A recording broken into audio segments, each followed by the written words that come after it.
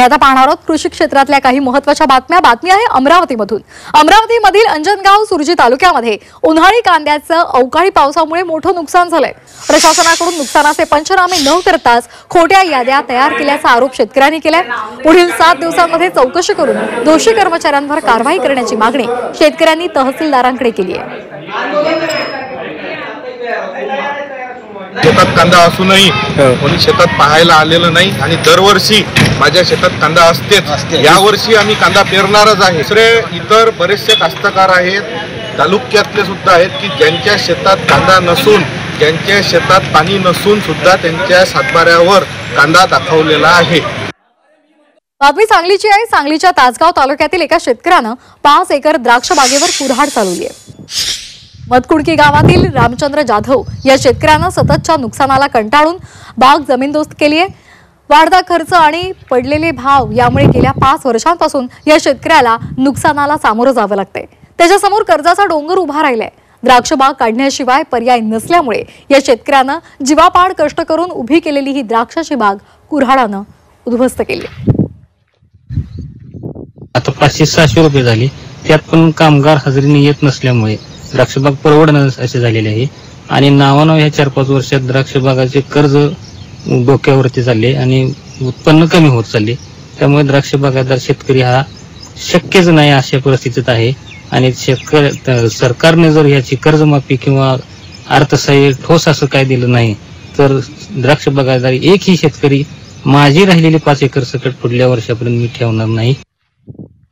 वाशिम जिल्ह्यामध्ये गेल्या 2 दिवसांमध्ये मुसळधार पाऊस झाला आणि त्यामुळे शेतीला तलावाचं स्वरूप आलेलं आहे। काढणीला आलेलं सोयाबीन तसंच तूर त्याचबरोबर कपाशीचंही मोठ्या प्रमाणात नुकसान झालंय आणि त्यामुळे शेतकऱ्यांनी शासनाकडे मदतीची मागणी केली आहे।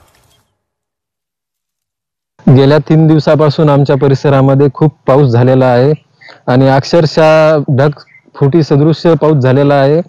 आमचं शेतीचं खूप मोठं नुकसान झालेलं आहे।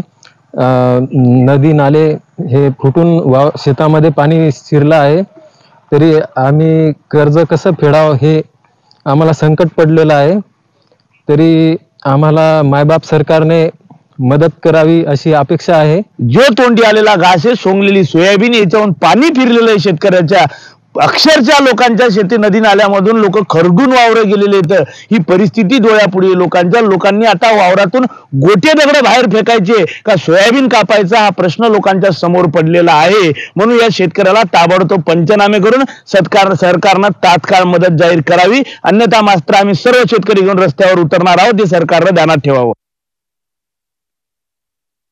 राज्यामध्ये मुसळधार पाऊस पडण्याचा अंदाज आहे। कोकण, विदर्भ आणि मराठवाड्यामध्ये तुफान पाऊस पडण्याचा अंदाज हवामान विभागानं वर्तवलाय। बंगालच्या उपसागरात हवेची चक्रीय स्थिती निर्माण झाली आणि त्यामुळे राज्यामध्ये पावसाचा अंदाज वर्तवला जातोय।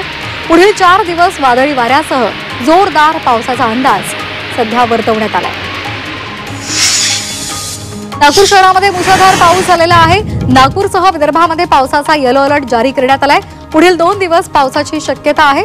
नागपूर प्रादेशिक हवामान विभागानं ही शक्यता वर्तवली आहे। पालघरमध्ये बऱ्याच दिवसांच्या विश्रांतीनंतर पावसाला सुरुवात झाली आहे। शहरामध्ये रिमझिम पाऊस झाला। या पावसामुळे शेतकऱ्यांमध्ये समाधानाचं वातावरण आहे। बऱ्याच दिवसांपासून पिकांना पाणी मिळत नसल्यामुळे शेतकरी चिंताग्रस्त होते।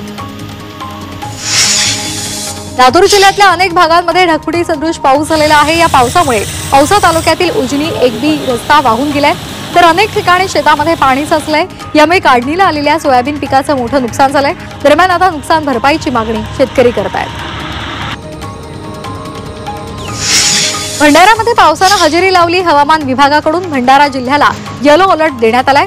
पावसाच्या हजेरीमुळे उष्णतेपासून त्रस्त झालेल्या नागरिकांना दिलासा मिळालाय। पावसामुळे धान पिकांना फायदा होणार आहे।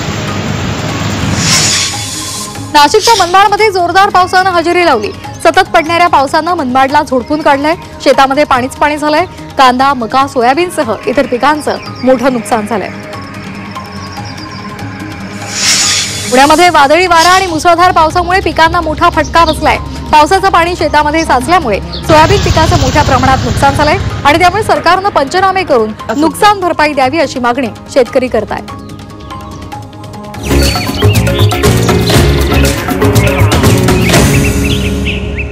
पीक पाणी पॉवर्ड बाय नेचर केअरचे सेंद्रिय खत ग्रीन हार्वेस्ट दाणेदार।